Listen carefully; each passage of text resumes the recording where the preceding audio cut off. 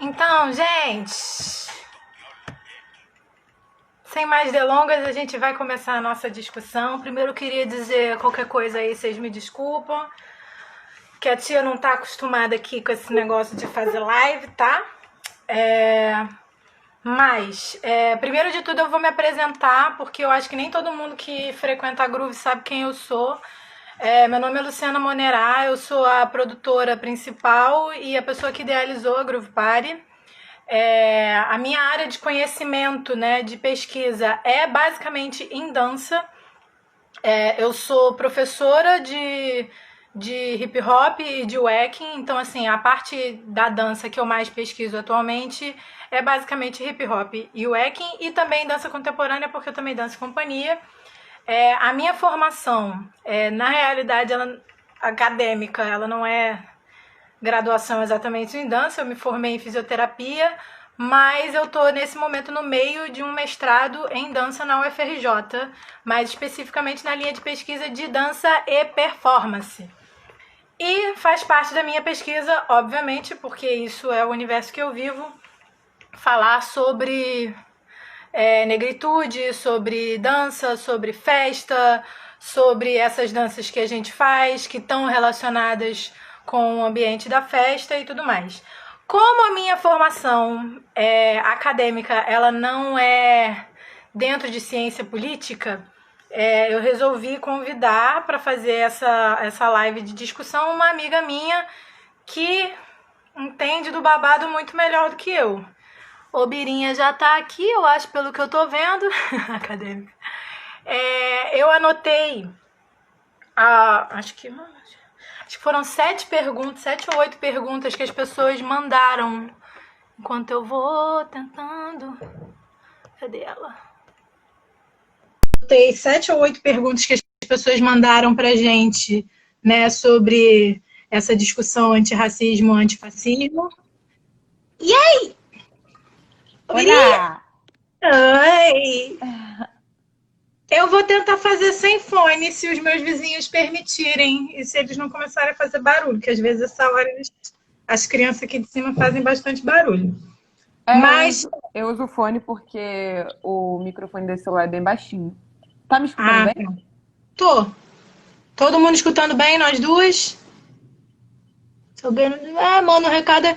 Gente, eu juro que eu vou tentar acompanhar os comentários da galera, mas eu não sei se eu serei capaz de dar conta de todos eles. Apresentando essa bonita que tá aqui embaixo no vídeo. O Birinho Odara. Oi, fala comigo. Antes de eu me apresentar, eu acho que eu vou pegar um suporte pro celular pra ficar uma coisa mais profissional, entendeu? Ai, tá tudo bem. O meu tá apoiado no computador. Peraí. Enquanto ela pega o suporte, então eu faço a apresentação da bonita. Fica tranquila, amiga. A Obirim, essa mulher linda e maravilhosa que está buscando o suporte do celular dela, ela tem 25 anos, ela é brasiliense, ela está morando no Rio de Janeiro hoje em dia. Ela é assistente social e mestra em políticas sociais pela Universidade de Brasília. Então, por isso que a gente chama ela para discutir essas coisas, porque, né, ela tem muito mais conhecimento que a tia. A Obirim, ela se propõe a estar no mundo e produzir narrativas a partir de uma lente decolonial. Ela canta, ela escreve e ela busca se fazer voz porque acredita no poder da palavra. Hoje ela tem esse perfil Não Me Colonize, que é o perfil do Instagram pelo qual a gente está fazendo essa live juntas. E lá no Não Me Colonize é que ela coloca a maioria dessas ideias que ela trabalha a partir da bibliografia que ela tem, né, de decolonialismo. Decolonialismo, tá certo isso? Eu acho que tá. E ela está ministrando atualmente um curso sobre colonialidade e branquitude. Eu acho que eu falei tudo certo, amiga. Amiga, tá? O suporte quebrou. Não tem problema. Porque a modernidade faz isso com a gente, né? Balança um pouquinho que tá tudo certo. É isso. Quero ver peitar, Josh. Então, amiga, eu acho que para a gente começar essa discussão, pelo menos pelo que eu imagino aqui da galera da Groove, todo mundo entende o que é racismo. Mas eu acho que nem todo mundo entende muito bem o que é fascismo. Então, talvez seja legal a gente começar isso com uma explicação bem resumidinha, só para, Tá, tipo, você pode? posso. Gente, primeira coisa, né? Sou eu, Obirinho Dara, significa mulher forte em Urubá, é a maneira como eu me apresento nesse mundo e gosto de ser chamada, porque a palavra tem poder, né? A gente aprende com os nossos ancestrais. Então, é isso. Eu desenvolvi na minha graduação e no meu mestrado o estudo sobre branquitude, colonialidade e o Estado, né? Na minha dissertação, eu tentei mostrar para o universo acadêmico que a forma do Estado brasileiro de ser racista e, portanto, matar pessoas pretas não é só pela mão armada do Estado. Ou seja, as políticas não só fazem morrer a população preta, como deixam morrer mediante as políticas públicas, políticas sociais. Quantos de vocês, por exemplo, não tiveram acesso ao ensino básico de qualidade, ou não têm acesso à saúde quando procuram, ou recebem um tratamento diferenciado na hora de ser atendido no posto de saúde? Ou conhece alguma pessoa preta da sua família que não conseguiu acessar a Previdência, apesar de ter contribuído durante toda a vida? Ou seja, as políticas sociais desse país, elas não estão priorizando a questão racial como lugar de onde ela precisa diagnosticar os problemas sociais e, portanto, responder. Nós vivemos num Estado que, quando faz um esforço de enxergar a sociedade, vê a sociedade a partir de um viés de classe. E esse viés de classe deixa pessoas negras desprotegidas, porque aquilo que mais nos viola é o racismo. Antes da pobreza nos violar, o racismo nos violenta. A maneira como a polícia trata as pessoas pobres é diferente de como a polícia trata essencialmente as pessoas negras. E essa diferença, portanto, ela é crucial para a gente analisar qualquer tipo de debate. Qualquer categoria, qualquer conceito, qualquer termo precisa ser entendido à luz daquilo que foi a construção das raças. E como é que a gente faz isso? Discutindo, portanto, colonização, colonialidade. E por que colonialidade? Só para dizer para vocês. Primeiro, colonialismo é o ato de fazer colônias. Já fomos colônia de Portugal, né? Durante um tempo. Quando a gente se tornou, portanto, independente, deixamos, na letra da lei, de sermos, portanto, colônia, ou seja, dominados político, social e economicamente de um império. Somos agora uma república. A colonialidade, por sua vez, ela vai dizer, olha aqui, tem coisas que foram criadas na colonização que elas mantêm organizando o mundo como ele funciona hoje. Então, a decolonialidade, portanto, é a nossa luta constante para reconhecer quais são, portanto, essas heranças coloniais e lutar contra elas. Beleza, tendo em vista esse panorama, o que é, portanto, fascismo, né? Primeiro, a gente tem que entender que nós somos ensinados a participar desse mundo à força e olhar para o mundo branco como se ele fosse nosso mundo. Nós conhecemos a história do mundo a partir daquilo que aconteceu na Europa, a partir da Revolução Francesa, da Revolução Industrial, das divisões temporais que eles fazem de Idade Média, Idade Moderna, o que seria o Iluminismo, quais são as grandes referências e grandes acontecimentos que aconteceram na Europa. E aí nós ficamos com uma lacuna enorme sobre onde estávamos, portanto, africanos e povos pindorâmicos são os povos tradicionais, né? Os povos da terra, os indígenas, que a gente chama hoje. Mas onde é que nós estávamos enquanto acontecia a Revolução Francesa? Onde nós estávamos durante a Segunda Guerra e a Primeira Guerra Mundial? Onde nós estávamos durante a Revolução Industrial? Onde nós estávamos enquanto Marx narrava sobre o capitalismo na Europa? Essa é uma pergunta extremamente importante e ela é também um questionamento decolonial. Porque a colonização faz com que a gente acredite que tudo que a gente precisa saber sobre o mundo é aquilo que o branco experiencia e, portanto, aquilo que o branco escreve sobre o mundo. Então, a gente vai muitas vezes conhecer o Oriente pela leitura do Ocidente. Vai conhecer a África a partir daquilo que o europeu escreveu sobre a África. Vai conhecer os terreiros a partir das fotografias de fotógrafos brancos sobre os terreiros. Isso é um ranço colonial que faz com que a gente esteja distante da nossa história. Então, a gente está sempre olhando o mundo a partir do que aconteceu, portanto, com a Europa. Porque isso se impõe como universalidade, como universalismo, como se a história dos brancos fosse, portanto, a história de todos os povos.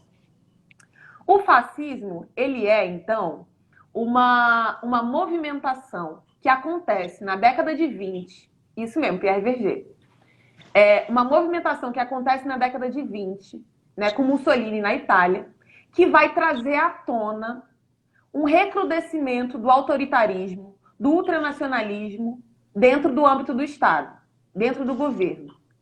Isso quer dizer que eles vão se utilizar de forças e de mecanismos de convencimento social, de imposição, de uma lógica, portanto, em que os sujeitos agora eles têm que vivenciar a realidade, experienciar o mundo a partir daquilo que aquele governante autoritário, portanto, impõe. Com isso, ele vai criando, por exemplo, sujeitos inimigos, uma lógica de que você tem que defender, acima de tudo, a sua própria nação, o seu território. Isso indica, inclusive, pressuposto para atacar aquilo que é lido como ameaça. Inclusive, então, essa ideia de nação, né, de unidade, né, como se tipo, um país fosse uma coisa. Sim. E todas as pessoas que vivem naquele país sendo uma coisa só, né, tipo, como se todo mundo fosse nascido de uma máquina de xerox. Exatamente. Exatamente. Também isso é bizarro, ideia... porque a identidade nacional, ela também é a imposição da classe dominante. Qual é a identidade nacional do Brasil hoje? É o apagamento das referências e dos corpos pretos e pindorâmicos. Então, a nossa identidade nacional é completamente violenta, porque ela não abriu portas para que a gente participasse como sujeito ativo histórico na construção desse mundo. Nós estamos sempre na lacuna, nos buracos, né, fazendo magia no silêncio. Não é, por exemplo, a nossa religião que é hegemônica, não é a nossa religião que é conhecida nas escolas, né? A gente não conhece a história de África nas escolas, do continente africano, a gente não conhece os povos indígenas e pindorâmicos na escola. Isso quer dizer que o nosso modelo de civilização, a nossa identidade nacional, ela precisa constantemente apagar os povos que ela gosta de dominar. E quem ela precisa dominar para isso? Povos pretos e povos indígenas. Beleza, mas voltando para a história do fascismo, pode falar. Sobre o nome indígenas, a última vez que eu assisti uma palestra com uma moça pachamana, ela disse que a nomenclatura que eles preferem usar é povos originários, que eles não gostam, porque também tem essa, né? O nome indígena também foi um nome... Sim, que nem negro. Exatamente. Enfim. Quando eu falo exatamente para mostrar essa relação de minar com a subjetividade desse povo. Porque nós também somos chamados de negro aos olhos do opressor. Claro que nós tivemos um movimento na década de 20 e de 30 no país de revalorização do que é ser negro. E aí vem o movimento da negritude, né? Mas esses são processos diferentes para os povos tradicionais, originários e para o povo preto. Mas ok.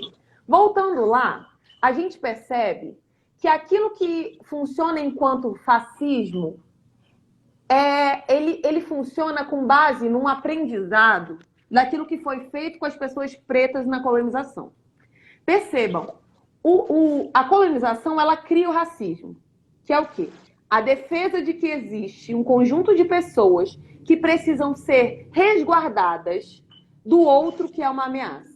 Os brancos entendem que eles precisam constantemente criar formas de aprisionar, de silenciar, de exterminar e de aculturar as pessoas pretas e pindorâmicas. Aculturar é retirar a sua cultura e impor a cultura branco-europeia. Essas técnicas criadas na colonização de guerra racial permanente, de imposição de uma cultura, de justificar a morte de alguém, o extermínio de alguém, com base no que ela é, no seu fenótipo, na sua cultura, nasceu no mundo moderno com a colonização. Então, é a colonização quem fornece a gramática, né? É a partir da colonização que o fascismo olha, se espelha e recria outras formas de continuar dominando. Então, é como se o modelo branco de mundo chegasse na colonização dos novos territórios e dissesse: temos que matar esses povos, escravizar e retirar deles todas as suas culturas, porque esse pessoal aqui é subdesenvolvido, é não humano.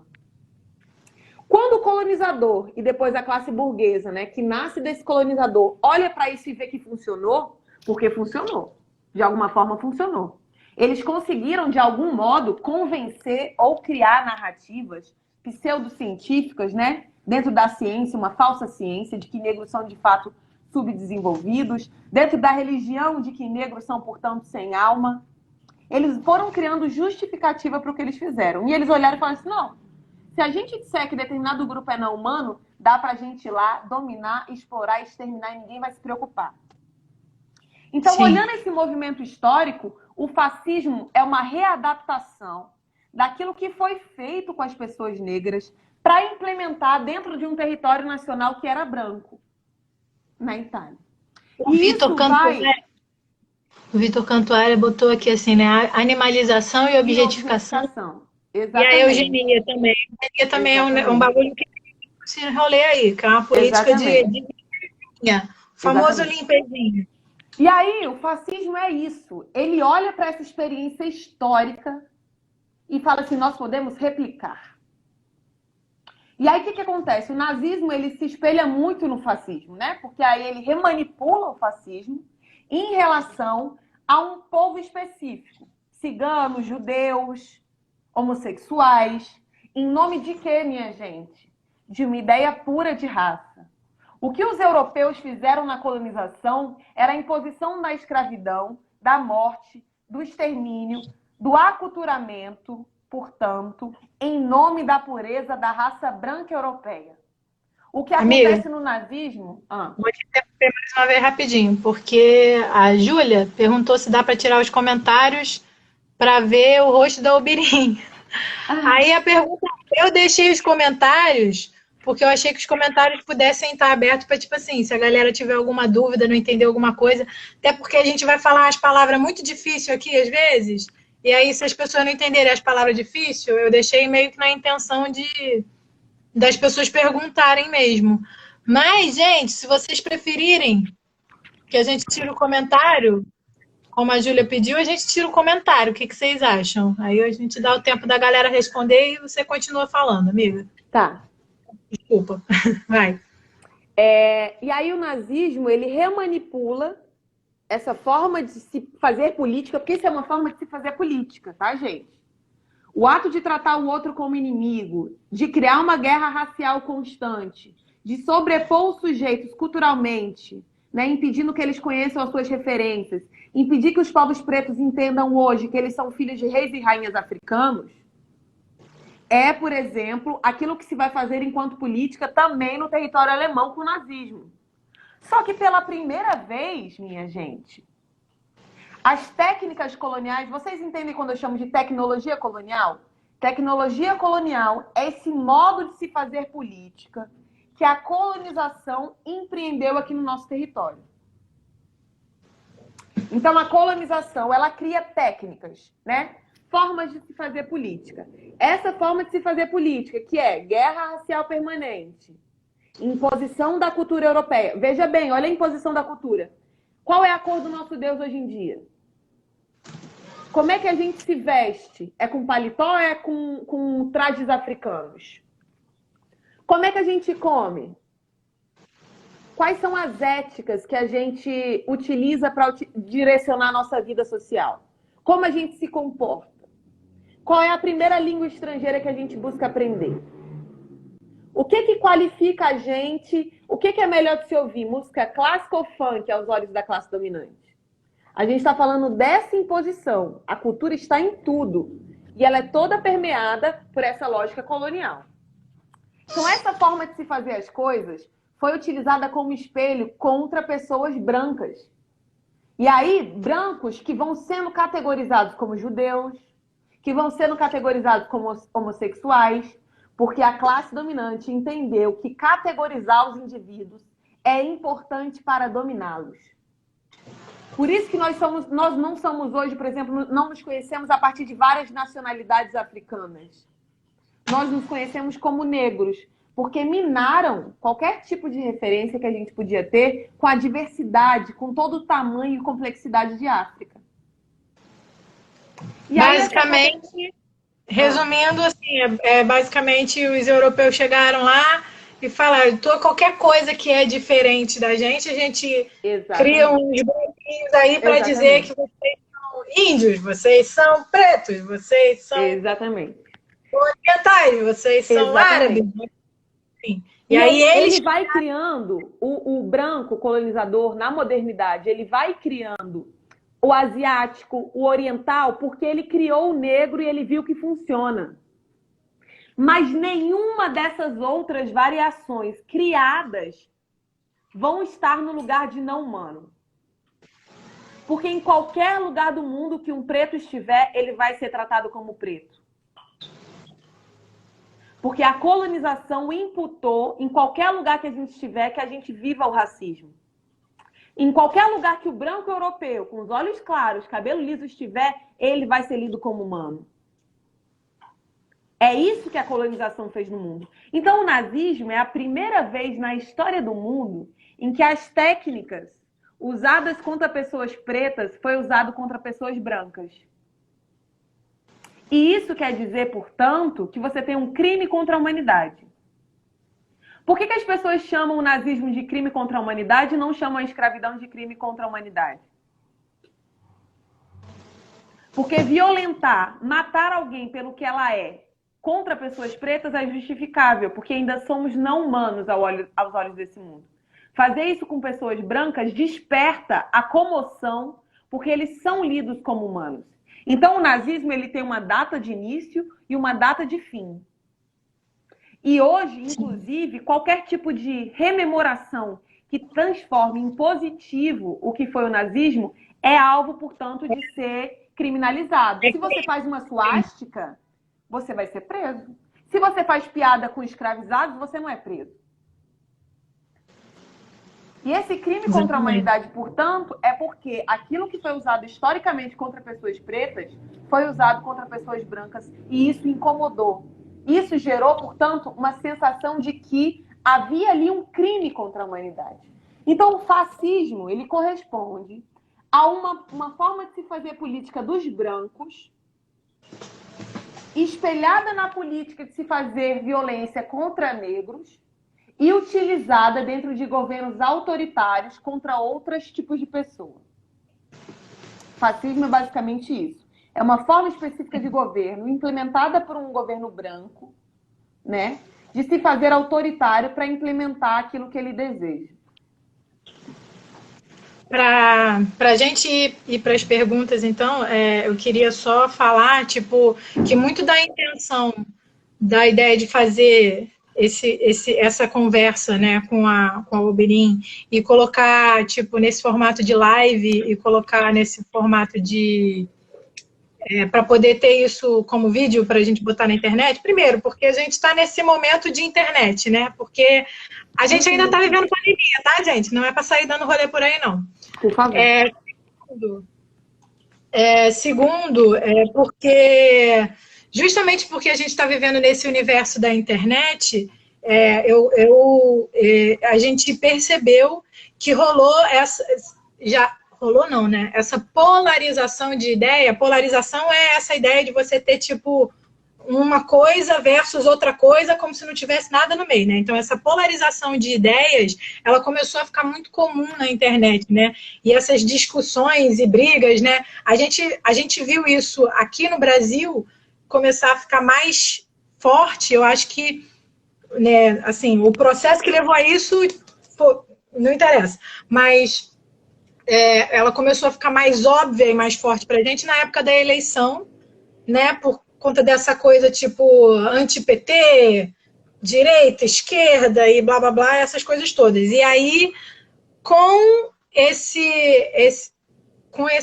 eu não sei se eu posso dizer, com essa explosão, né, do movimento negro, porque assim, o movimento negro a gente sabe que está aí fazendo coisa desde sempre, que a gente está reclamando desde sempre do genocídio, que a gente está fazendo passeata e botando fogo em ônibus ocasionalmente também desde sempre.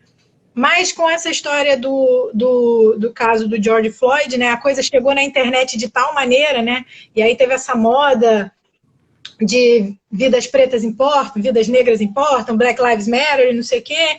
E aí começou a se gerar a partir daí, porque assim, né, a coisa lá nos Estados Unidos acontecendo, aí a coisa aqui no Brasil também acontecendo com um governo problemático que a gente tem, e aí essa ameaça de vai ter golpe, não vai ter golpe, o Congresso está ameaçado, não está ameaçado, o STF está ameaçado, não está ameaçado, enfim, todas essas discussões começaram a gerar essa polarização, inclusive, entre essa ideia de você ser antirracista e de você ser antifascista.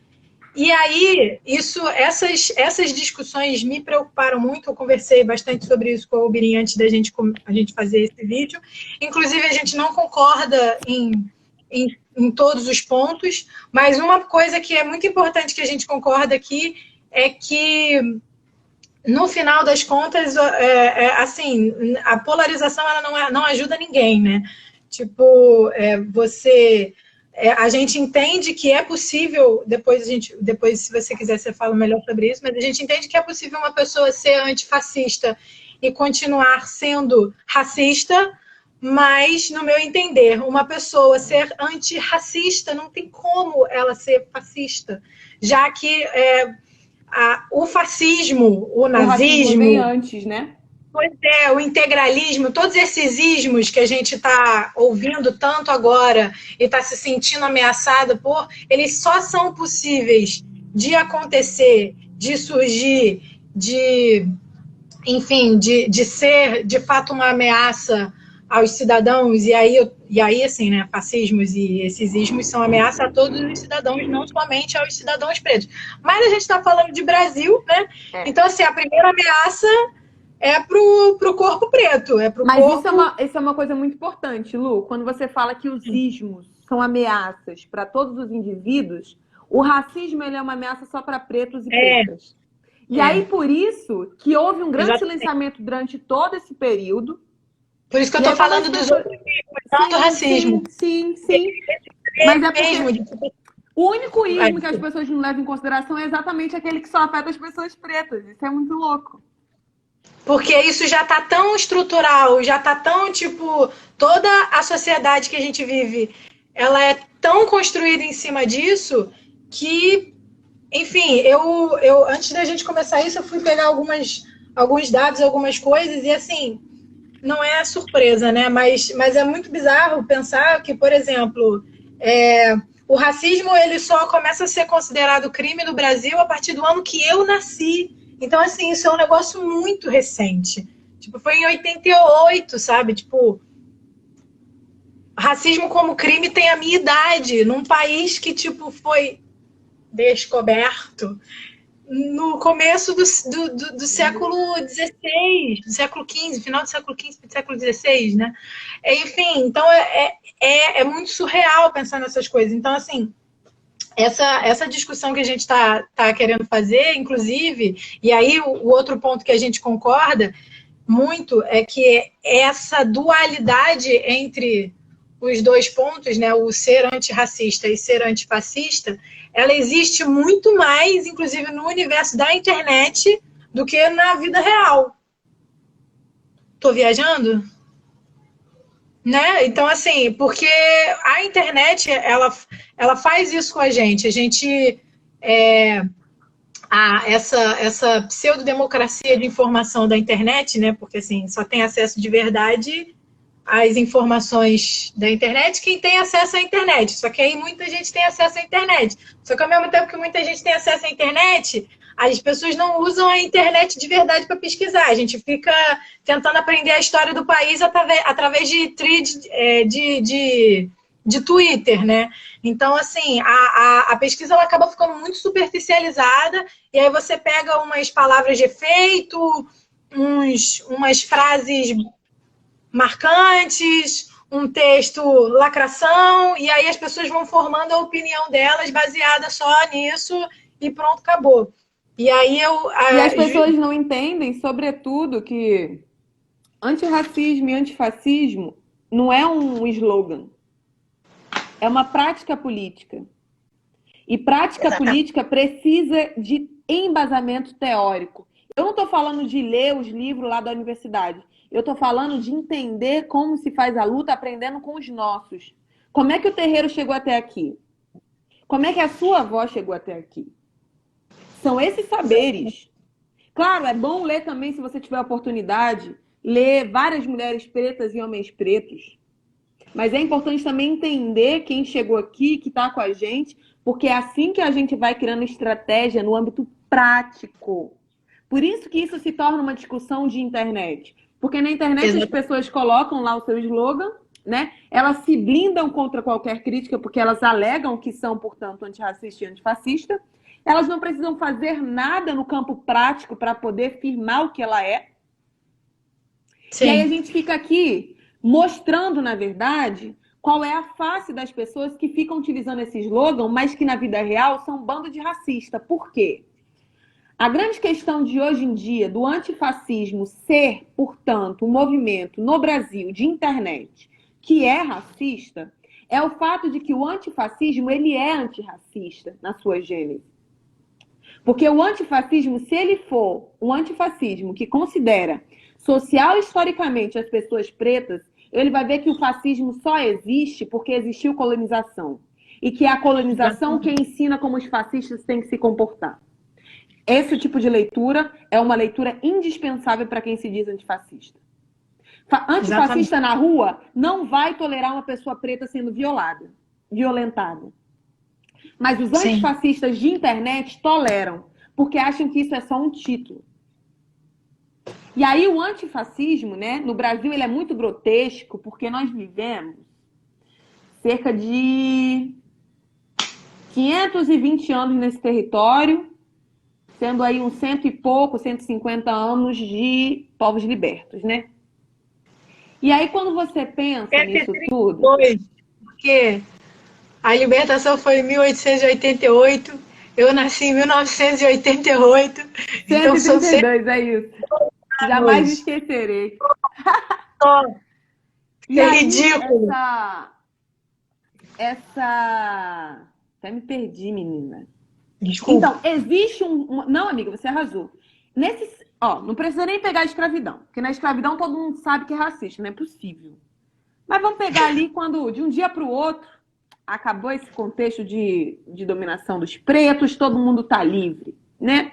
A gente vive há 132 anos, no mínimo, com um Estado que permite a morte constante e a desproteção de pessoas pretas e povos pindorâmicos nesse país.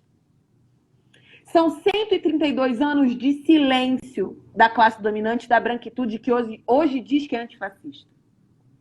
Eu sempre digo, e não é a primeira vez que eu digo desde a época do suposto do golpe lá que rolou com Dilma, e muito antes disso, que as pessoas brancas, elas só se incomodam com aquilo que mexe no mundo delas.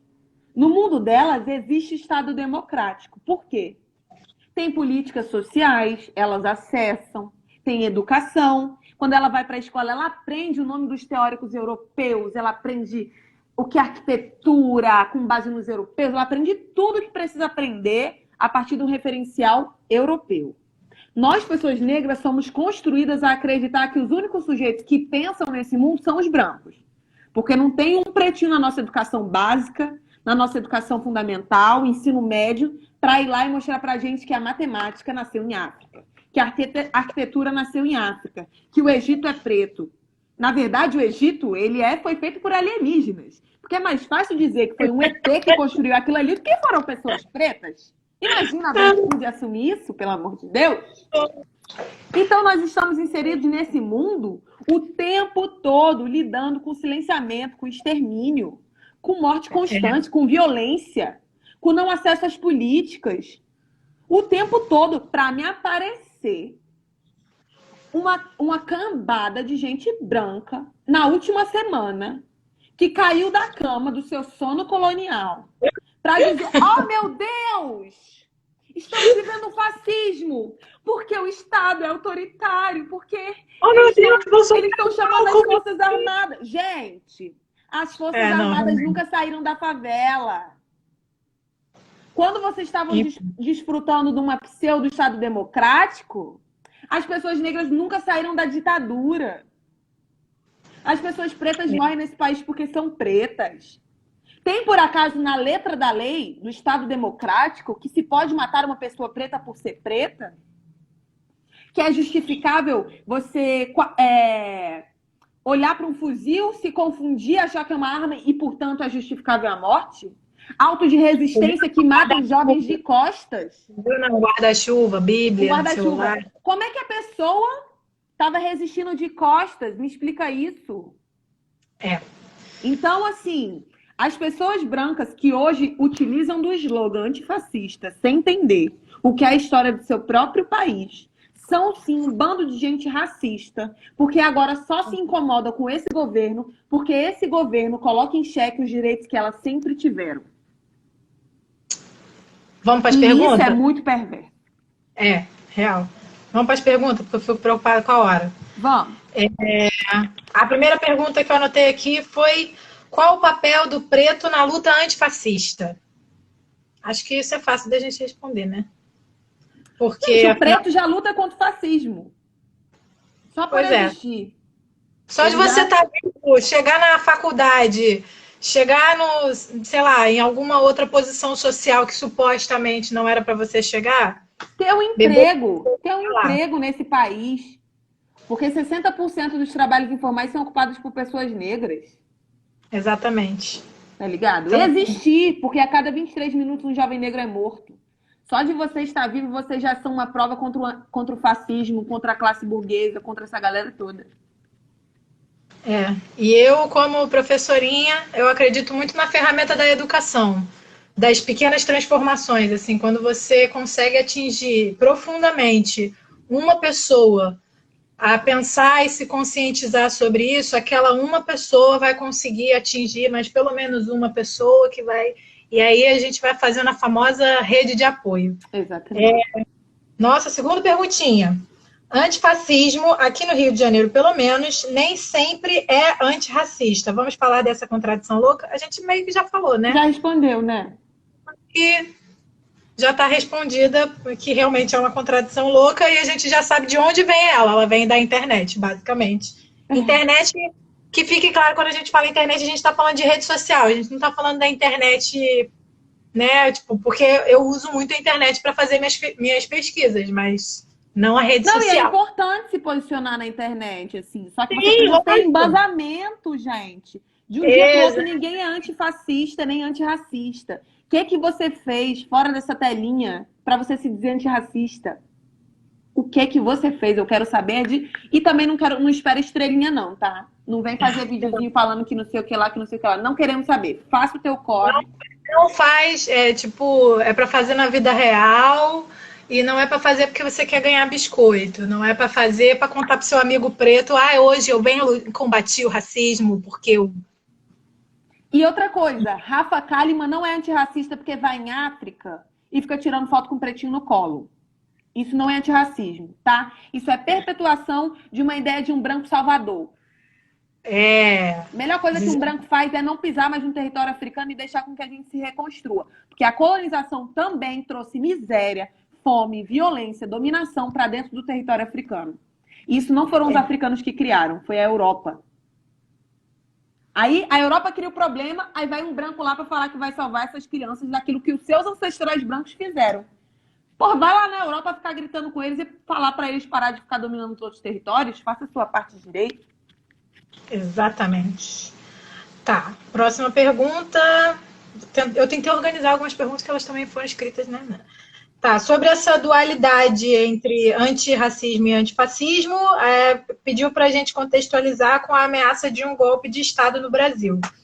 Acho que isso a gente meio que falou, porque principalmente em relação a essa coisa do o fascismo, nazismos e esses outros ismos, eles se relacionam com o racismo quanto à sua origem, mas é a primeira vez que dói na pele dos brancos. E aí, então, essa dualidade, ela começa a existir justamente a partir daí, porque você pode ser um branco querendo o seu direito de ir e vir, estou indo aqui no mais básico, tá? E enquanto, tipo, mas os pretos né? Deixa pra lá, basicamente. Tá. Próxima pergunta. Aí aquilo agora que o negócio começa a ficar sério. Marx produziu teorias racistas de fato? Aí eu vou deixar para minha amiga Obirinha que eu não entendo nada de Marx. Então, gente, eu sei que muita gente, inclusive a direita, faz muitas críticas a Marx, a comunismo, os caralho. Só que vocês primeiro precisam entender de onde que eu falo. Eu sou uma mulher negra que busca uma afroperspectiva para olhar o mundo, que estudei Marx, eu fiz serviço social, é um curso extremamente marxista. Então eu já li as produções de Marx, leio os marxistas, porque eles estão o tempo todo me convencendo de que é a Europa, portanto, que vai resolver os problemas que a Europa mesmo criou. Quando alguém me pergunta, Marx era mesmo racista? Eu primeiro pergunto, né, o que é racismo para você? Racismo é chegar e chamar alguém de macaco? É só isso? Se for, Marx não era racista porque ele não escreveu que nenhum preto era macaco. Mas se racismo for para vocês o constante apagamento das referências pretas que vivenciavam no mesmo período que ele construiu as suas narrativas sobre capitalismo, aí sim eu vou dizer, sim, é racista. Porque houve, né, na construção das críticas que Marx vai fazendo à burguesia, à acumulação primitiva, ao capitalismo, naquele período estava em pleno vigor a colonização do nosso território. Será que Marx não sabia disso? Quando Marx vai falar na ideologia alemã sobre escravidão, ele vai dizer que a escravidão se compara, para ele é só força de trabalho não paga. Nós, pretos, na escravidão, não estamos submetidos só a um processo de força de trabalho não paga. Porque se fosse isso, acabaria a escravidão, portanto, seríamos pagos pelo trabalho assalariado do capitalismo, portanto, e estaríamos libertos da nossa condição de não humano. Mas não, a escravidão ela não é só trabalho não pago. A escravidão antinegra de pessoas africanas e pindorâmicas é a construção de sujeitos como não humanos. E aí, quando a escravidão acaba, a gente não volta a ser humano. Porque não é só isso que constitui a nossa não humanidade. E aí Marx vai escrevendo sobre o mundo, né? E alguns autores fazem muito esse exercício. Porque, veja bem, tem 5 pessoas brancas num espaço. Eles observam um determinado fenômeno, eles vão ver como aquele fenômeno o atravessa. Se os brancos não estão condicionados a um lugar de não humanos enquanto raça, pois são brancos, eles não vão entender a violência como uma violência racial. Então, Marx ele produz, né, uma determinada teoria num lugar e num tempo histórico específico, que muitas vezes nem tanto pela questão de Marx, porque ele tem sim a sua parcela de responsabilidade por produzir uma teoria que desconsidera aquilo que está acontecendo nos territórios colonizados. Porque são os territórios colonizados que vão dar fundamentação histórica para a acumulação primitiva. Aquilo que a burguesia vai desfrutar no território europeu é construído com base no suor de pessoas pretas e povos tradicionais das Américas. E aí ele elenca que o maior problema, portanto, que a história do mundo começa com a luta de classes. A luta de classes consegue resolver o problema ou me indicar os caminhos que elucidem o porquê da classe subalterna europeia se sentir melhor que reis e rainhas africanos? Se fosse um mero debate de classe, seriam os reis e rainhas africanos dominando a classe subalterna da Europa. Mas a parcela mais pobre da Europa ainda se sente muito melhor do que reis e rainhas africanos. Por quê? Porque eles são brancos. Então, a racialidade vai conformar, antes de tudo, as classes na construção do Novo Mundo. Novo Mundo são as Américas. O Brasil é Novo Mundo. A América Latina é Novo Mundo. Uma outra questão, portanto, é que, a partir desse vício europeu, a branquitude ela se coloca como universal. Eu comecei essa live falando, portanto, que aquilo que acontece na Europa, muitas vezes, é tudo que a gente sabe sobre o mundo, ou tudo que nos é cobrado. Para se formar, a gente não precisa saber sobre a Revolução do Haiti, mas a gente precisa saber o que é a Revolução Francesa, não é verdade? Então, quando a gente tem esse vício de olhar para a realidade europeia, nós temos uma mania também de elencar os autores europeus para resolver os problemas que a Europa cria. Então, se um liberal como Adam Smith cria uma teoria liberal que vai dizer que o mercado, portanto, precisa funcionar sozinho, sem interferência do Estado, Marx vem como resposta e diz, olha aqui, isso aqui funciona dessa forma por esse motivo e esse motivo. É uma briga de populações brancas por uma disputa de um projeto de sociedade que atravessa aquele povo e que não tem racismo. E aí o grande problema é você produzir uma teoria que se pretende falar de todo o capitalismo, que diz que a história da humanidade começa com a luta de classes, portanto, com o capitalismo, e faz com que hoje, por exemplo, marxistas olhem para a construção do Brasil e vão até a Revolução Industrial, até a década de 30, mas não olham, portanto, para aquilo que aconteceu antes. Então, a história do mundo, para marxistas, começa com o capitalismo. E nós estamos reivindicando que o colonialismo, que a colonização, ela é fundamental, porque ela, inclusive, dá cor aos sujeitos que vão constituir as classes. A burguesia, ela é branca e a classe trabalhadora, ela é preta. E isso não é uma mera característica. Isso quer dizer que a classe dominante também se organiza para a manutenção da supremacia branca. E quando a gente chama Marx para analisar o mundo, Marx olha para o mundo e os marxistas olham para o mundo como se fôssemos nós aqui todos trabalhadores. Será que só o fato de sermos trabalhadores é suficiente para a gente perceber quais são os caminhos e as estratégias que nós pretos temos que lidar para sair da condição que nos atravessa? É só o fato de ser trabalhador que faz com que a gente seja dominado e explorado? Será que os trabalhadores brancos têm passado pelas mesmas coisas que os trabalhadores pretos? Isso o marxismo não resolve. Vou te interromper um pouco por causa da hora e um pouco porque essa é a parte que eu e a minha amiga, eu meio que concordo, meio que discordando dela. Por quê? Quando a gente entra para esse ambiente acadêmico, né, para conversar... Amiga, e quando você fala, coloca os comentários, que eu tô aqui pensando. Verdade. Só tampa a minha cara mesmo. Tá. Então, porque quando a gente entra para esse ambiente acadêmico, né, acadêmico assim, né, instituição, academia, a instituição academia, ela é um lugar branco, né, ela é um lugar que foi criado pelos brancos. Então, quando a gente que vem de outro lugar, né, quando entra alguém dos povos originários na academia, quando entra alguém quilombola na academia, quando entra alguém preto na academia e começa a produzir conhecimento, né? Produzir conhecimento no sentido de produzir esse conhecimento que os brancos, que a branquitude valida, né?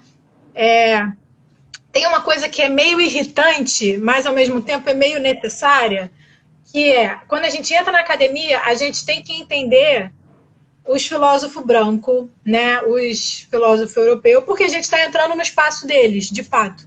E aí, uma parada muito importante, que na hora de você rebater um argumento, é muito importante você conhecer o argumento do outro também. Então, eu entendo que que, assim, nem tudo que o Marx falou é besteira, tá, gente? Assim, eu não sou conhecedora profunda de Marx, eu li muito pouco, tipo assim, é muito difícil para mim falar especificamente do Marx. Eu li algumas coisas de algumas pessoas marxistas, mas ainda assim, como eu falei, não é a minha área de conhecimento, eu sou da dança, mas eu entendo que existem pessoas que produzem conhecimento, que são importantes para a gente, pessoas pretas, essencialmente, que é o lugar da onde a gente está falando, que elas pegam algumas coisas legais do Marx para usar para uma coisa que é legal para a gente. E aí, nesse sentido, isso é uma coisa que é muito comum, inclusive, na academia, né? Que é você pegar, assim, para você fundamentar teu argumento, tu vai pegar, tipo, um conceito... Uhum. Você vai pegar um conceito. Só que aí, para você pegar esse conceito, você tem que ver, tipo, quem já falou daquele conceito. Aí, às vezes, quem falou daquele conceito foi um cara, sei lá, um cara de Senegal, de repente foi um cara francês, ou talvez tenha sido um cara alemão, mas pode ser que tenha um cara, sei lá, das Antilhas, enfim, você pode pegar, você pode escolher quem é o autor que você vai fundamentar seu argumento. E eu não acho ruim você pegar o Marx para fundamentar o argumento, mas eu acho que a gente pode pensar sim em procurar outras referências. Amiga, eu acho que a gente pode ler o que a gente quiser, mas a gente não pode ficar batendo cabeça para branco. Uma coisa, por exemplo... Não é isso que eu tô querendo dizer. Não, sim. Não tô dizendo que você tá dizendo isso, não. Só que aqui, uma coisa é você... Óbvio que Marx vai servir para ler o capitalismo, porque ele falou sobre a lei geral de acumulação do capital. Ele Inclusive, falou sobre mais-valor, sobre mais-valia. Né? Ele traz categorias que são fundamentais para entender a lei geral de acumulação do capitalismo. O capitalismo ele funciona de uma maneira específica em qualquer lugar. Só que isso não quer dizer, portanto, que ele é suficiente para que pessoas pretas se libertem, porque nós não estamos submetidos só à lógica do capital. Sim. O capitalismo no nosso país é, antes de tudo, racista. Gente, o capitalismo ele é um sistema econômico branco. Não foi um povo africano, um povo pindorâmico que criou o capitalismo. Exatamente. Nós temos outros modelos. Inclusive, gente, a minha rixa com o capitalismo é porque se impõe, se defende uma ideia de que o comunismo, o socialismo, que é a superação, né, a tomada do poder desse mundo capitalista, ela é, por exemplo, ela é possível da gente viver, portanto, uma emancipação. E aí, Carlos Moore, um autor cubano, ele vai dizer, em Marxismo e Questão Racial, que em Cuba, com a Revolução Socialista de Cuba, as pessoas pretas continuaram vivendo o racismo. A primeira coisa que aconteceu com a Revolução Cubana foi o fechamento dos clubes de preto, dos terreiros, porque eles queriam uma sociedade desracializada. Eu não confio nem na proposta, nem na execução desse projeto de comunismo ou de socialismo. Eu não preciso que um branco, lá na Europa, diga para mim como é que a gente vai sair do capitalismo. Por quê? Porque o terreiro já me ensina como é que são outras formas de sociabilidade de economia. Porque os povos pindorâmicos já me ensinam. Quando eu falo que não vou bater cabeça para branco, eu leio Foucault, eu leio Marx. E eu não sou marxista nem Foucaultiana. Porque eu sei que determinados conceitos são funcionais, inclusive porque esses conceitos eles só foram criados porque eles viram que isso acontecia com os pretos. Foucault fala de dispositivo de sexualidade e, tipo assim, meu irmão, tudo que ele fala sobre sexualidade foi implementado contra pessoas pretas. Aí você fala, meu irmão, essa galera é muito cínica. Quer dizer que eu sou Foucaultiana? Que eu vou ficar defendendo Foucault? Não vou. E outra coisa, pessoas como, sei lá, as pessoas que enquadrando o Fanon como marxista, nunca vi ele falando que era. Clóvis Moura, por exemplo, também trabalha muito com questão do marxismo para analisar a questão das populações no colonialismo. Gente, onde quer que um preto bote a sua mão, muito provavelmente ele vai fazer o babado ficar bom. E isso quer dizer sobre a potência do preto e não sobre a potência do marxismo. São os pretos que estão o tempo todo lendo o mundo e apropriando aquilo que vale para nós, para nos libertarmos. Só que a gente não pode ficar hoje tendo cabecinha para Marx e dizendo que é ele que vai libertar o nosso povo, porque não vai. Marx não estava nem preocupado com a gente. Mas o que eu quero dizer com isso, na realidade, não é nem sobre o bater. Eu tô totalmente fora desse rolê de bater cabeça para branco mesmo. Mas eu não quero invalidar a palavra do mano ou da mana, preto, preta, prete, que está usando a parte que ele achou legal dessas teorias, entende? Gente, minha dissertação tá cheia dessa porra, porque eu não pude conhecer nenhum pretinho antes, durante o mestrado, que falasse do Estado. Amiga, mas isso. Então, às vezes, é isso que eu tô dizendo, mas é porque às vezes o acesso que aquela pessoa ali teve até então é de um conhecimento que ainda é branco, entendeu? E não tem problema, porque no final das contas, é por isso que eu quero mostrar que essa rivalidade, essa dualidade, ela tá muito mais no campo da internet do que no da vida real, tá ligado? Porque no final das contas, a gente pode até ter um mano lá marxista que tá buscando fundamentar a luta antirracista dele a partir dessa perspectiva. Mas no final das contas a gente está querendo a mesma coisa, entendeu? Eu estou falando no sentido Só que a de. gente precisa se alinhar. É, Não, amiga, exatamente. só que eu acho que também a gente precisa se alinhar na estratégia. Porque assim, Ah, beleza, o preto marxista e o preto eu até comprei panafricanista. um diálogo. Sim, o preto panafricanista e o preto marxista, eles estão procurando formas de sair dessa desgraceira de dominação preta. Só que os Sim. caminhos são muito diferentes. Porque, veja bem, para mim, eu entendo que pretos marxistas. Eu sempre vou defender que pretos discordem, porque isso é uma característica de ser humano.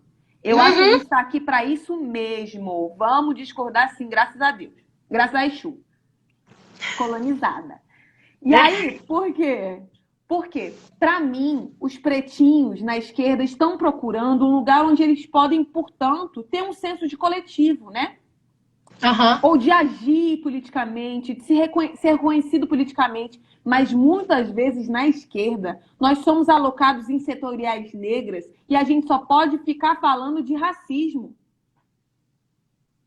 É verdade. Isso é verdade. O pessoal vai fazer uma mesa sobre Estado, vai botar uma pessoa branca. Na hora de fazer uma mesa sobre questão da mulher negra, aí é a mulher preta falando. Pelo amor de Deus, é só sobre isso que a gente sabe falar na esquerda? Isso me incomoda. Porque isso está priorizando um pensamento, uma visão, uma linhagem, uma colocação, uma estratégia branca que não contempla as pessoas pretas. A gente não é recorte, entendeu? E dentro da teoria marxista, que vai tentando, de alguma forma, trazer a questão racial, muitas vezes a gente fica sendo recorte. E isso me incomoda. Sim, entendi. Mas eu super respeito. Onde quer que um preto esteja, meu amor, faça seu corre, faça seu nome. Entendeu? É isso. Eu acho que a qualquer momento a gente pode ser que seja cortada, aqui pelo que eu estou olhando no meu reloginho. Então, assim, as últimas perguntas. Na verdade, as últimas perguntas têm muito a ver com o que a gente já falou, principalmente o que você já falou ao longo da live. Eu vou só ler, assim, para constar.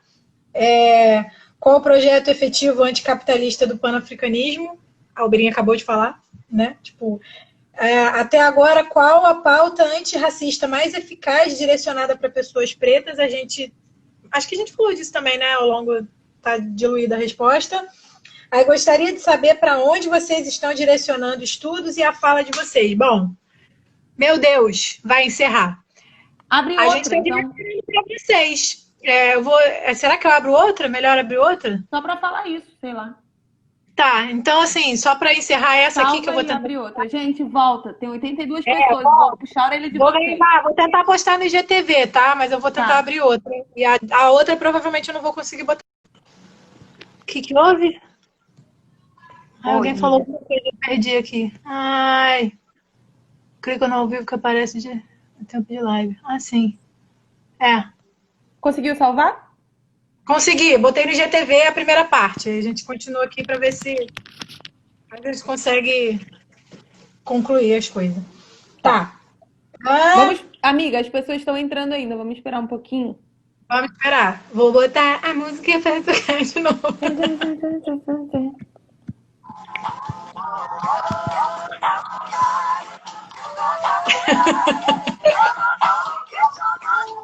Saudade de uma festinha, hein, de uma groove.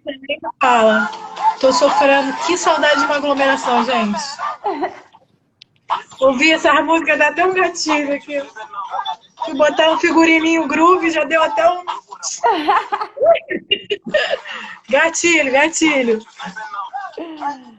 Ai, que saudade. Agatha, menina, quero muito. Ai, gente, muito complicado. Ó, já tem 40 pessoas online, acho que a gente pode voltar à discussão, né?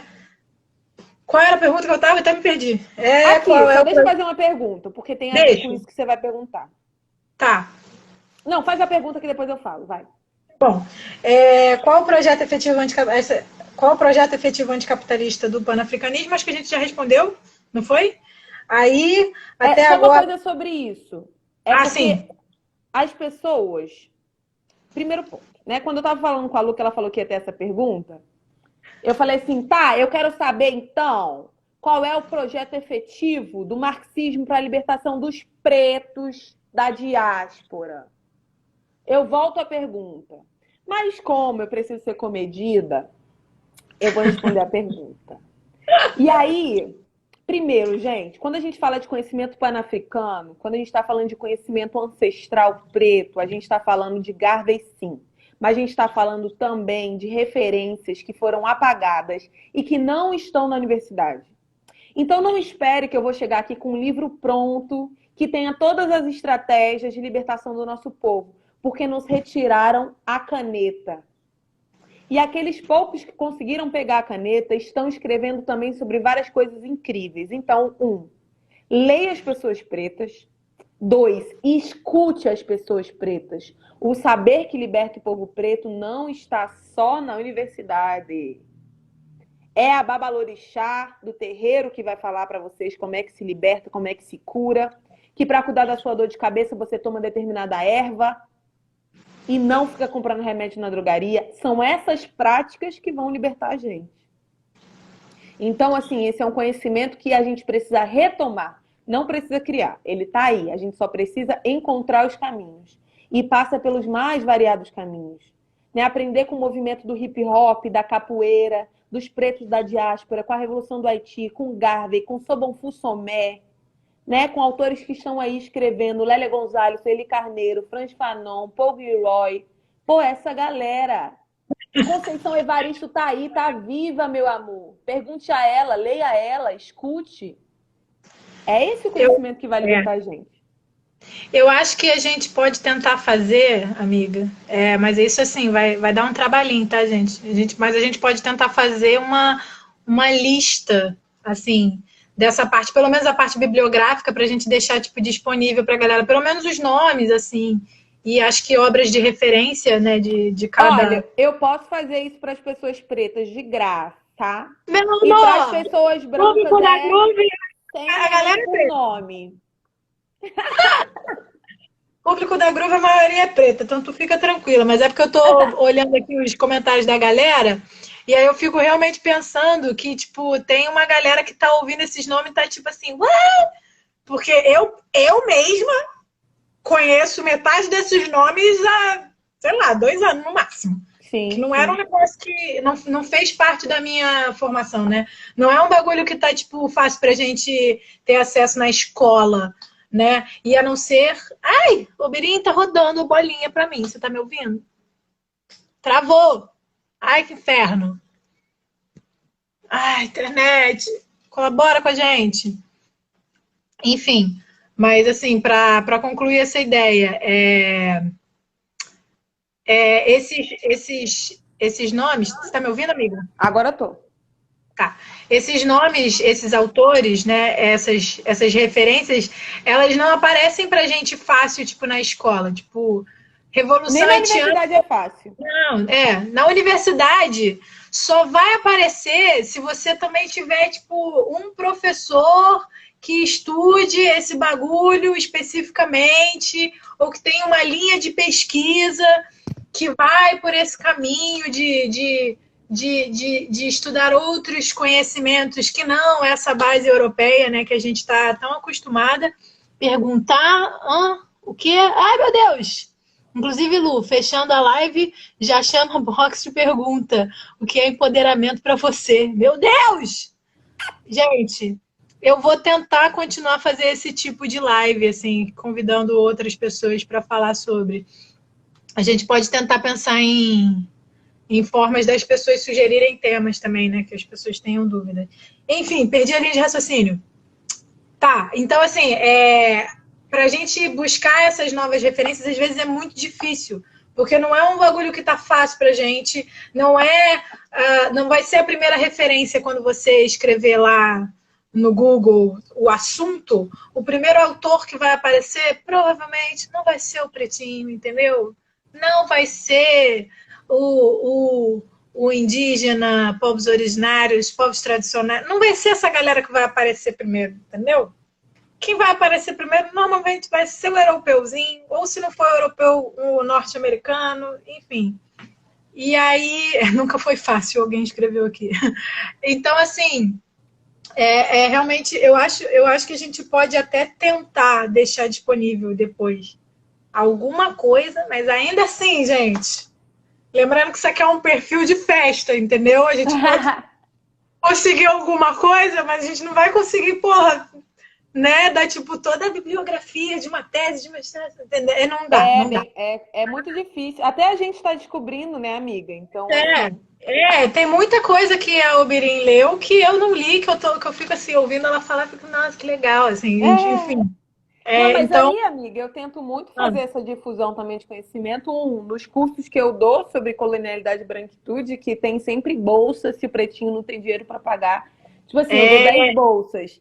Agora eu boa, tô dando 20 bolsas, tá ligado? Para não deixar nenhum pretinho que se interessou de fora. São 100 vagas. boa, Então, e também de produzir conhecimento na página para as pessoas terem acesso a esses debates. Então, e também quem me exatamente. pede, pretinhos que me pedem no inbox, eu sempre vou mandando assim. A Então, gente acho que tá nesse caminho junto. a gente pode fazer assim, né? Tipo, estamos aqui acessíveis, né, para a galera que estiver ouvindo esse monte de nome de autor e ficar assim, oh meu Deus, que é isso? Quem são essas pessoas? De onde elas tiraram essas coisas?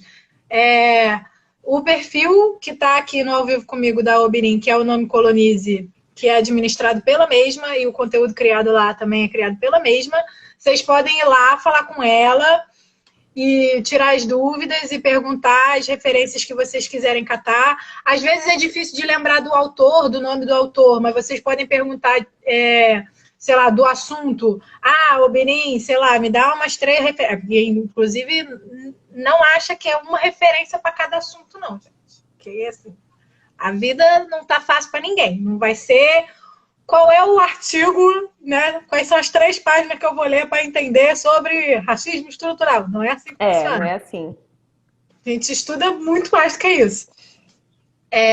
Mas assim, vocês podem perguntar para a Albirim, inclusive, isso, e era por isso que eu queria não ter encerrado, queria ter conseguido condensar tudo num vídeo, porque eu queria falar do curso dela, que eu fiz a primeira edição, inclusive, que é Colonialidades e Branquitudes. É isso? Falei certo? Falei certo. E ela está dando esse curso, e ela está dando de maneira remota, né, pela internet, obviamente, porque, lembrando, a pandemia não acabou, galera, tá? Se 154 proteja. pessoas que estão aqui me ouvindo, a pandemia não acabou, tá? Os babacas estão querendo abrir shopping de novo, mas não acabou, tá? Só para lembrar isso. Então, a Albiren está dando esse curso de maneira remota. Vocês podem entrar em contato com ela para quem se interessar em fazer. E aí ela dá, assim, né? 10 quilos de bibliografia com 20 quilos de informação.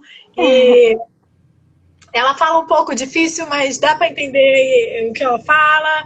Ela explica muito bem. Eu mesma, qualquer coisa, se vocês quiserem, assim, a minha pesquisa ela vai estar muito mais no campo da dança e da performance, mas assim tem muita coisa que acaba sendo em comum nessa literatura, porque, enfim, né? A performance e a dança ela acaba passando por esses caminhos políticos e históricos também.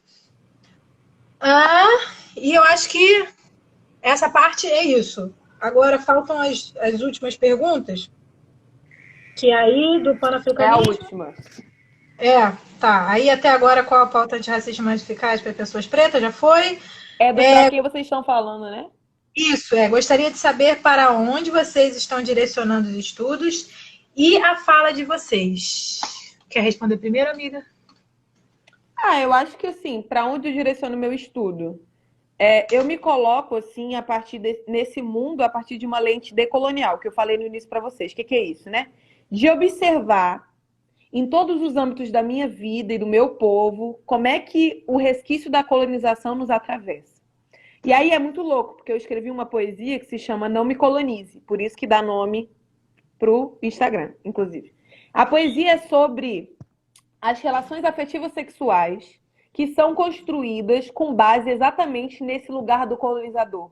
De quantos homens ou mulheres invadem os nossos corpos, e aí nessa o que seria uma troca entre os sujeitos acaba sendo uma lógica de dominação, de abusividade, né, de tirar do outro aquilo que ele tem, de achar que o outro depende de você.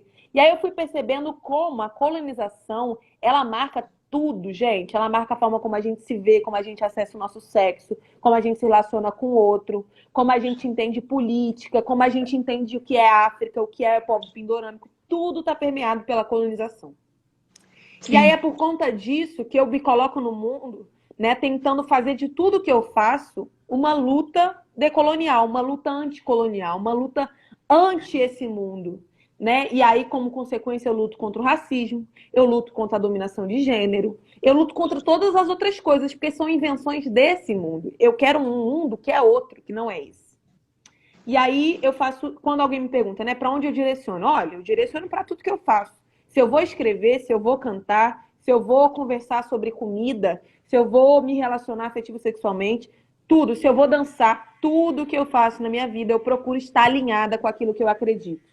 Isso é coerência. Eu espero que as pessoas também que vão entrando em contato com essas teorias, com as coisas, busquem coerência. Porque tudo isso, gente, só faz sentido se você aplica na vida material.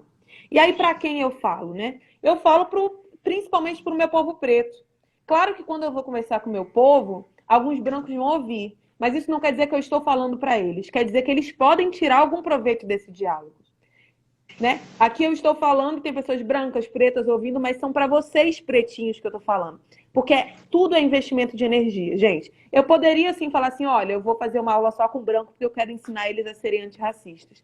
Mas eu prefiro hoje direcionar a minha energia para fortalecer o meu povo. E eu acho que os brancos que tiverem vontade de fato aprender, eles vão aprender só de olhar. Né? Eles vão começar a entender quais são os passos observando. Eu não preciso pegar na mão de um branco, mas eu preciso pegar na mão do meu povo, porque nós estamos sendo violentados o tempo todo. Eu tenho que dizer para um pretinho, para ele não achar que ele é, portanto, aquilo que disseram que ele é. Que ele não é feio, que ele não é violento, que ele não é agressivo, que ele não precisa agir daquela forma. Enfim, são essas coisas que eu costumo fazer. E aí eu volto a pergunta para vocês, que eu gostaria que vocês dissessem, né? Porque, assim, é muito difícil para uma mulher negra que entra na universidade, porque nós temos que aprender a falar como esses brancos falam. E mesmo quando a gente aprende a falar como os brancos falam, eles não nos escutam. Então eu preciso aprender os conceitos, os teóricos, a forma como eles falam, questão de ordem. Enfim, tudo isso eu tenho que aprender como é que os brancos se organizam para ser minimamente escutada. Quando a gente passa por esse processo, a gente vai tendo uma dificuldade de sair dessa fala. E essa é uma fala que distancia o nosso povo, né? Porque é exatamente uma construção de uma linguagem para que a gente não entenda. Eu tento fazer das minhas aulas, das minhas trocas, sempre sim, trazendo os conceitos, porque eu acho que eles são importantes. Mas eu sempre tento desmembrar o conceito para que as pessoas entendam o que o conceito quer dizer. Porque eu posso falar aqui de uma forma muito fácil. Aí vocês chegam em outra conversa que vão falar determinado conceito, que é exatamente o que eu falei. Se eu não digo conceito, vocês não vão associar a minha explicação ao conceito. Então, eu tento o tempo todo trazer, sim, esse debate que está sendo colocado lá dentro, para que vocês não entendam, mas trazer ele de uma forma que vocês entendam. Não sei se eu falho, não sei se eu consigo, e essa é a minha pergunta. Aquilo que eu falo chega em vocês?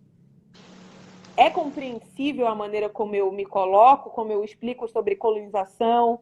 Faz sentido? Essa é a hora de comentário, gente. Responde aí. Agora Dá é a hora que vocês falam. para entender o que a gente está falando? Porque senão eu estou falhando, entendeu? Pensando também do lado de cá, né? Gostaria de saber, né, para onde vocês direcionam os estudos e a fala de vocês.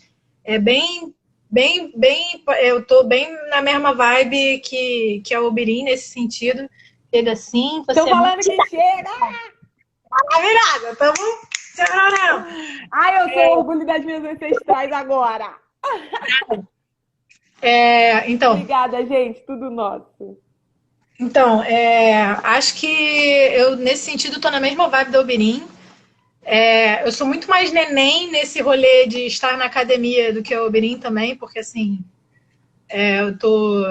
eu tô ainda no meiozinho do mestrado, que foi, né, tá levemente interrompido por conta desse negócio de pandemia, mas o objetivo é conseguir a formação para conseguir esse espaço, para conseguir fazer parte dessa galera que está produzindo o que eles chamam de produção de conhecimento, né? para poder, tipo assim, na verdade eu não estou produzindo conhecimento nenhum, honestamente, eu acho que eu não estou produzindo conhecimento nenhum. Eu acho que o que eu estou fazendo é apenas trazendo o conhecimento que já existe, que está lá, que faz parte do meio.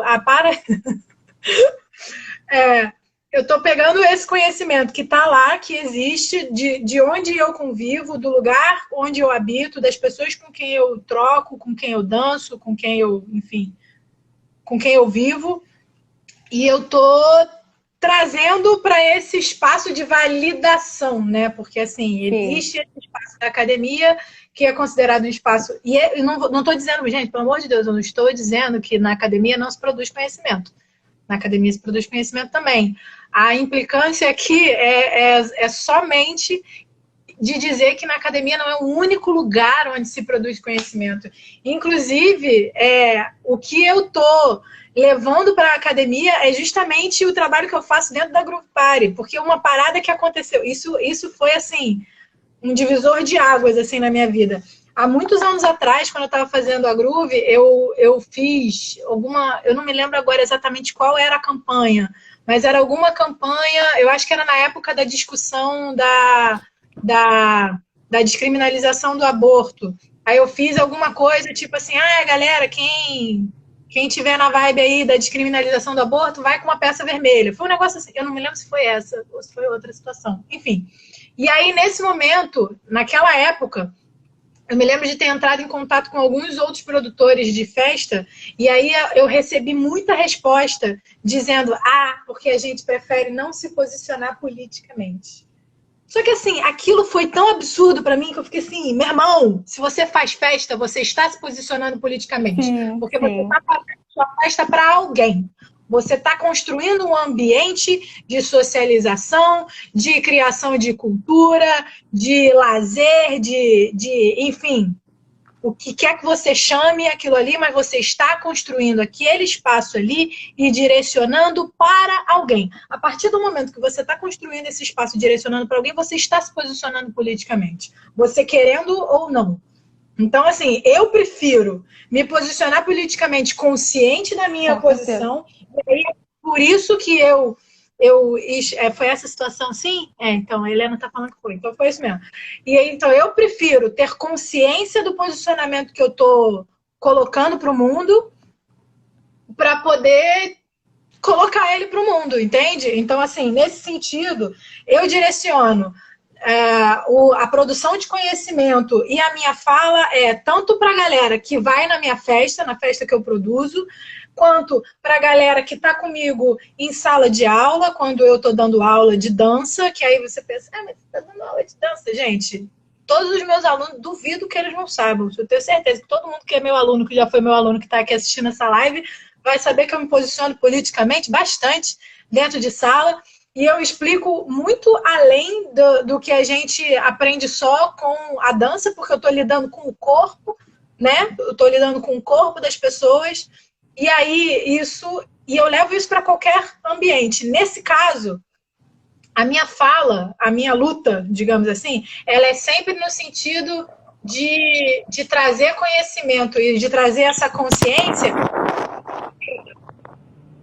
Mas eu entendo também que não vai ser sempre que eu vou estar ocupando esses espaços, porque às vezes professora de dança, como artista, como intérprete, muitas vezes eu vou estar ocupando espaços de público branco, de público mais elitizado, e eu mantenho o meu discurso, eu mantenho a minha fala, eu mantenho os conhecimentos que eu aprendi e que eu tento passar. Então, assim, tá chiando. Tá chiando. Acho que é o teu microfone, Birinho. Mas acho que parou já. O meu? Não sei se você tá esbarrando em alguma coisa aí que tá falando. Daquele jeito, né, amiga? Enfim. Então, assim, pensando... Tentando responder essa pergunta para finalizar, no meu coração, eu direciono para minha galera. Mas na prática, eu faço isso o tempo todo na minha vida. Então, chega em todo mundo, entendeu? Então, assim, aqui a gente é um público que é formado basicamente pela nossa rede de contatos, pelas pessoas que seguem a festa, pelas pessoas que te seguem, de repente pelas pessoas que me seguem. Mas, assim, a gente acaba fazendo... Eu acredito muito nessa... Eu conversei muito sobre isso com o Guinho essa semana. O Guinho do bonde do Jack. Que, assim, quando a gente faz essas microtransformações, né, nas pessoas próximas, nas nossas pessoas, a gente vai, tipo, ganhando uma potência social nessas transformações que é realmente o que a gente está aqui falando que a gente está tentando fazer, né? Basicamente. Sim. Então, acho que respondi, né? Eu falo pra caramba também. Respondeu a dessa, amiga. Arrasou. E aí, tá claro também? A tia Lu também sabe falar tranquila? Dá pra entender o que ela fala? Ou ela tem que falar de... Você É bom que também não tá aqui viciando o discurso nas palavras difíceis da academia, que eu nem gosto delas. Tem umas que eu ainda nem sei o que significam, porque toda hora eu tenho que ficar consultando. Bora, Lucis Cleide. Mas eu acho que é isso. Tem mais alguma coisa que você quer falar, amiga? Acho que dentro dessa discussão. Não, eu só queria chamar a atenção para as pessoas que a gente não precisa acreditar nos binômios desse mundo. O que isso quer dizer? A gente não precisa acreditar que, para deixar de sofrer como negro, a gente precisa se embranquecer. A gente não precisa acreditar que, para sair do lugar de quem morre, a gente precisa estar no lugar de quem mata. A gente não precisa acreditar que, para parar de passar fome, a gente tem que ocupar o lugar de quem só está comendo e não produz o que come também. Ou seja, nós precisamos acreditar e relembrar que existem outras formas de viver nesse mundo. O sonho dos meninos pretos tem que parar de ser o policial que mata. Porque o policial preto que está matando na favela, gente, ele é preto, está matando preto em nome de um projeto que é branco. Exatamente. Existem outros lugares possíveis. Se nós... Vamos lá, eu quero que vocês façam um exercício depois de como é que é a sociedade que vocês querem viver. Vai ter polícia? Como é que vai ser o Estado? Qual é a divisão dos poderes? Quais são as políticas? Qual é o formato? Como é que vai ser? Como é que as cadeiras vão funcionar dentro da universidade? Vai ter cadeira? Vamos sentar no chão? A gente vai ficar comendo com garfo e faca ou a gente vai voltar a comer com as mãos? Então, assim, qual é esse mundo que vocês querem construir? Esse mundo é importante para a gente não ficar aqui disputando espaço dentro de um mundo que em todos os lugares são perversos. O sonho do oprimido não pode ser o sonho do opressor, assim como o sonho do pretinho não pode ser o sonho de ser branco, de se embranquecer, de se violar, de bater cabeça para Deus branco. Gente, os nossos deuses, as nossas entidades, nossos ancestrais são pretos. Bata a sua cabeça para quem te respeita, para quem te ama, para quem te quer vivo. Eu acho que é sobre isso. E, se possível, faça um curso do Não Me Colonize, que é Colonialidade e Branquitude. Agora a gente chegou no momento do marketing. Então, gente, que dia que é a próxima edição do curso, amiga? A próxima é agora sábado e domingo, mas está quase lotada. Se correr, de repente dá certo, se não, só a próxima. Tá, então, gente, se inscrevam no curso da amiga Ubirinha. Segundo momento, marketing. Sexta-feira tem live da Groove com o DJ também. Dona Deusa do Universo. Aí, sobre a live da Groove, gente, como o Instagram tá tendo esse negócio de problema de direito autoral de música, pra gente botar uma qualidade de som maneira, a gente começou a migrar pro Twitch TV. Não sei se não sei se Twitch TV é menina ou menino. Mas, enfim, gente, Twitch TV. O link vai ficar na nossa bio eternamente até a gente terminar essas lives. E aí, assistam, porque, né, dá muito trabalho montar, tá? A gente está aqui sem dinheiro, fazendo o possível e o impossível para criar cultura ainda, criar entretenimento. Façam o curso da Obirinha e... Não sei. Eu não sei se eu salvo essa live e coloco no IGTV também. Botar no IGTV também, que nem a outra? Vai ficar um parte 2. Tá. Vou fazer isso então. Vou salvar essa no parte 2. Ai, Vitor lindo fazendo twitchtv.com/Groove Party. Só que eu tenho 2 Y, porque já tinha um Groove Party gringo, então a gente teve que botar com 2 Y. nosso grupo pai. Acho que é isso. Vou salvar então no IGTV como parte 2. Vai bagunçar todo o meu feed. Eu vou ficar muito chateada. Que isso? Mas eu vou ter que lidar com isso. É isso, amiga. Milhões de vezes obrigada por essa troca, por essa conversa. Obrigada, amiga. Eu que agradeço o espaço. Eu ainda preciso terminar de ler as 157 milhões de coisas que você mandou de bibliografia. Nada tem que tudo pode é no nosso tempo.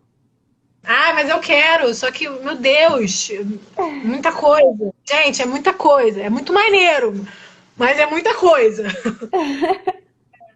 Enfim, acho que a gente conseguiu responder tudo. Se a gente não tiver conseguido responder alguma coisa que ainda esteja aí de dúvida no coraçãozinho de vocês, vocês mandem inbox para o Birim, para o Nome Colonize, mandem inbox para a gente aqui da Groove, que a gente dá um jeito de tentar responder. E se a gente não der conta de responder, a gente cria um outro momento, um outro diálogo, faz uma segunda edição, live de estudos de políticas e...